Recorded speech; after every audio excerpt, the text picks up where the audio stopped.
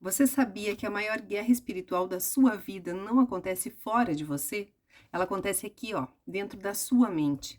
Enquanto você tenta mudar comportamentos sem tratar pensamentos, vai continuar travando lutas sem fim.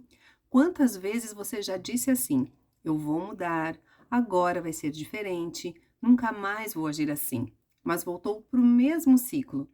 Isso acontece porque sua mente ainda está operando debaixo de mentiras antigas, feridas não tratadas e palavras que você ouviu e acreditou. E o inimigo sabe disso. Eu acho interessante como Deus nos mostra com toda a sutileza do mundo as respostas dele. Isso que eu estou compartilhando hoje veio para mim e eu vou compartilhar com você. O processo de restauração não acontece da noite para o dia. Nós pedimos e aos poucos vamos mudando por dentro.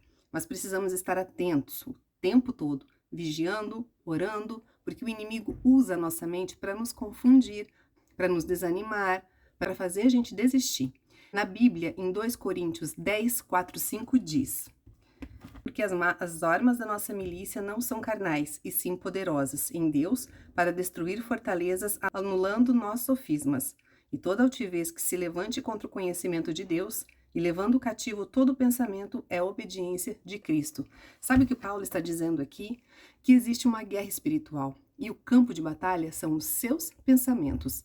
As fortalezas que ele menciona são estruturas mentais, ideias que você abraçou sem perceber, como, por exemplo, eu não sou suficiente, eu sempre vou fracassar, Deus não se importa comigo. Essas frases não são só pensamentos, são fortalezas espirituais e elas não caem só com motivação, elas caem com guerra espiritual, com palavra, jejum, oração, renúncia e entrega. Você conhece a história de Jesus quando ele foi tentado no deserto? Ele não enfrentou o inimigo com gritos, agressividades ou reações emocionais, não. Ele enfrentou com a verdade. A cada mentira lançada contra ele, Jesus respondeu com a escritura: está escrito.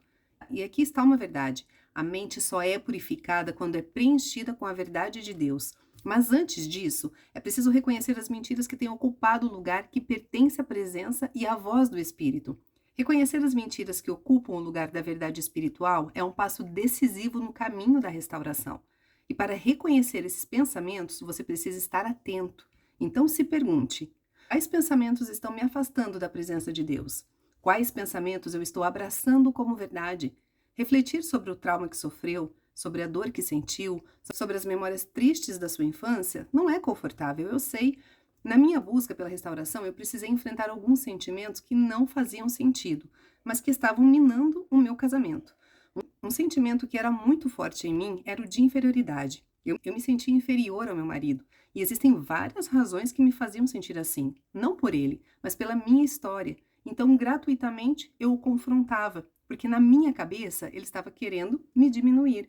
E isso não existia. Mas eu não conseguia enxergar.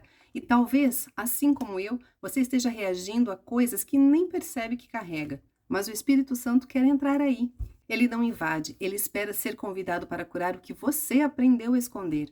É por isso que o processo de purificação começa com consciência e honestidade. É preciso admitir que existem fortalezas mentais que precisam ser derrubadas, pensamentos orgulhosos que se colocam acima da verdade de Deus. Vozes internas que, sem perceber, se tornaram inimigas silenciosas da sua fé. Talvez você diga agora: mas Jaia, eu oro, jejuo, louvo e isso é maravilhoso. Mas pergunte a si mesma: de que adianta praticar hábitos espirituais por fora se por dentro a sua mente ainda é território de guerra? Deus deseja governar sua mente com a mesma presença com que habita o seu coração. Deus não está interessado apenas nas suas lágrimas durante a oração. Ele deseja acessar seus pensamentos nos momentos de silêncio, quando ninguém está olhando.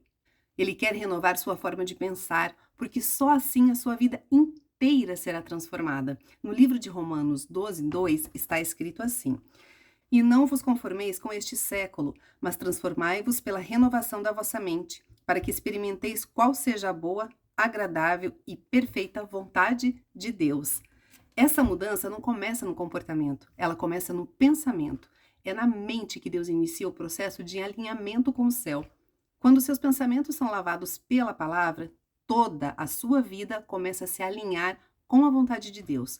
Mas se a sua mente continua presa em padrões do mundo, em feridas que nunca foram tratadas, em pensamentos que se repetem como um eco destrutivo, então, por mais que você deseje avançar, algo sempre vai puxá-lo de volta. O mundo sugere que basta pensar positivo, repetir frases de motivação e seguir em frente, mas o Evangelho não trabalha com superfície, ele vai até a raiz. Essa mudança não acontece sem resistência, ela exige enfrentamento. Sim, é isso mesmo. Você vai precisar encarar de frente os pensamentos que por anos foram alimentados dentro de você e que hoje te limitam, te sabotam. Vai ser necessário olhar para velhas crenças e declarar com firmeza: você não tem mais autoridade sobre mim. Você vai precisar calar a voz da culpa, da crítica, do medo e escolher ouvir a voz do Pai, que te chama para uma nova identidade.